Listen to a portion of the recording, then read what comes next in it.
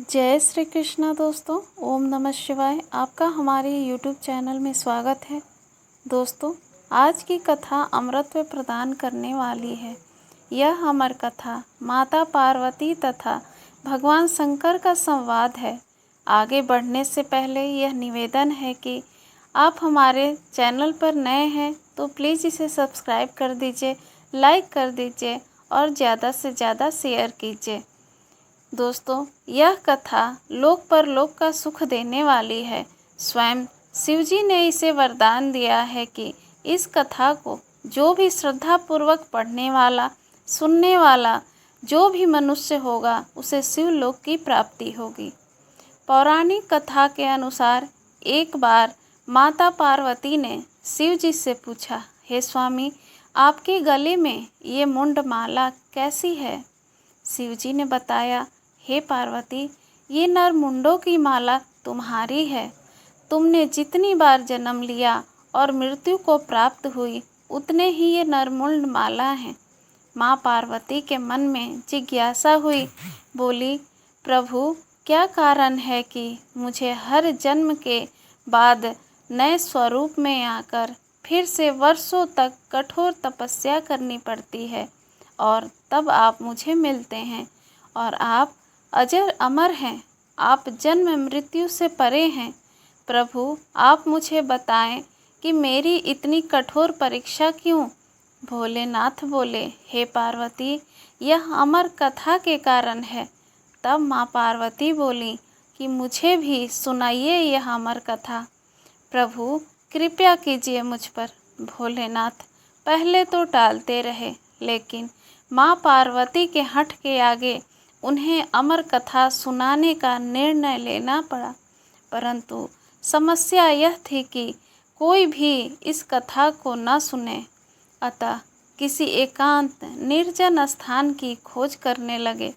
इस अमर कथा को सुनाने से पहले भगवान शंकर यह सुनिश्चित करना चाहते थे कि कथा निर्विघ्न पूरी हो सके, कोई बाधा न हो तथा पार्वती के अतिरिक्त कोई अन्य प्राणी उसे सुन न सके, क्योंकि जो कोई भी इस अमर कथा को सुन लेता है वह अमर हो जाता है। पुराणों के मुताबिक कहते हैं, भगवान भोलेनाथ ने अपनी सवारी नंदी को पहलगाम पर छोड़ दिया, जटाओं से चंद्रमा को चंदनवाड़ी से अलग कर दिया और गंगा जी को पंचरत्नी में तथा कंठाभूषण सर्पों को शेषनाग पर छोड़ दिया। इस प्रकार इस पड़ाव का नाम शेषनाग पड़ा। अगला पड़ाव गणेश पड़ता है। इस स्थान पर बाबा ने अपने पुत्र गणेश को भी छोड़ दिया था, जिसको महागुणा का पर्वत भी कहा जाता है। पिसु घाटी में पिसु नामक कीड़े को भी त्याग दिया। इस प्रकार महादेव ने जीवनदायिनी पांचों तत्वों को भी अपने से अलग कर दिया। इसके बाद माँ पार्वती के साथ उन्होंने गुप्त गुफा में प्रवेश किया और अमर कथा माँ पार्वती को सुनाना शुरू किया। कथा सुनते सुनते देवी पार्वती को नींद आ गई और वह सो गई, जिसका शिव जी को पता नहीं चला। भगवान शिव अमर होने की कथा सुनाते रहे।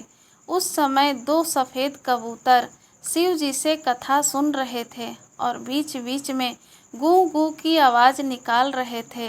भगवान शिव को लगा कि माता पार्वती कथा सुन रही हैं और बीच बीच में हुंकार भर रही हैं। इस तरह दोनों कबूतरों ने अमर होने की पूरी कथा सुन ली।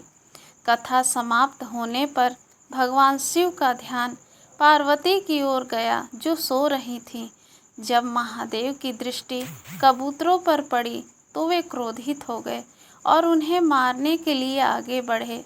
इस पर कबूतरों ने भगवान शिव से कहा कि हे प्रभु, हमने आपसे अमर होने की कथा सुनी है। यदि आप हमें मार देंगे तो अमर होने की यह कथा झूठी हो जाएगी।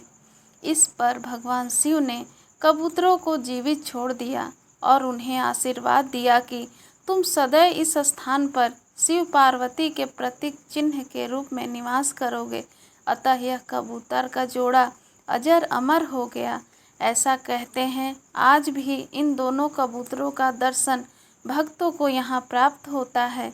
इस तरह यह गुफा अमर कथा की साक्षी हो गई और इसका नाम अमर गुफा के नाम से प्रसिद्ध हो गया।